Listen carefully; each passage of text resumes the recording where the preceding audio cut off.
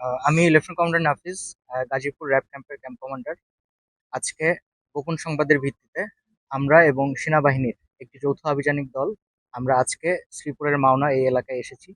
আমরা গোপন সূত্রে খবর পেয়েছিলাম যে কতিপয় দুষ্কৃতিকারী ডাকাতি করবে, এই মর্মে এখানে প্রস্তুতি গ্রহণ করছে।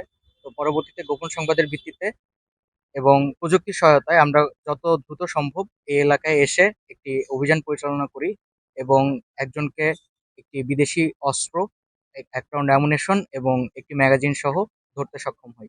এখানে আমরা খবর পেয়েছিলাম যে যাকে ধরেছি তার নাম হচ্ছে আকাশ। সে মূলত অস্ত্র ভাড়া দেওয়ার কাজে নিয়োজিত ছিল। সে এই অস্ত্রগুলো বর্ডার পাস করে বিভিন্ন জায়গা থেকে আনতো এবং এনে সে এই অস্ত্রগুলো বিভিন্ন অপকর্মের জন্য, যেমন কিছুদিন আগে আমরা বেশ কিছু ফায়ারিং ইনসিডেন্ট পেয়েছি, তো এগুলোর জন্য এই অস্ত্রগুলো ভাড়া দিত। তো প্রাথমিক জিজ্ঞাসাবাদে এর তথ্য এবং সত্যতা এখনো পাওয়া যায়নি, তবে আমরা আরো জিজ্ঞাসাবাদ করব এবং পরবর্তীতে আরো নিশ্চিতভাবে জানতে পারবো যে এই অস্ত্রগুলো কি কাজে ব্যবহৃত হচ্ছে।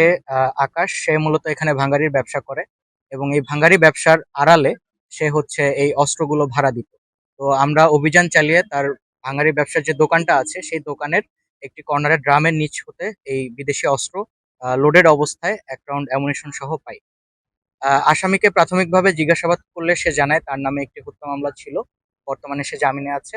এছাড়া অন্যান্য মামলার বিষয়ে আমরা পরবর্তীতে যাচাই বাছাই করে আরো বিস্তারিত জানতে পারবো। আসন্ন নির্বাচনকে কেন্দ্র করে আমরা সার্বক্ষণিক আমাদের গোপন গোয়েন্দা নজরদারি এবং টহল কার্যক্রম, সেনাবাহিনী, পুলিশ এবং অন্যান্য বাহিনীর সমন্বয়ে আমরা এগুলো অব্যাহত রেখেছি।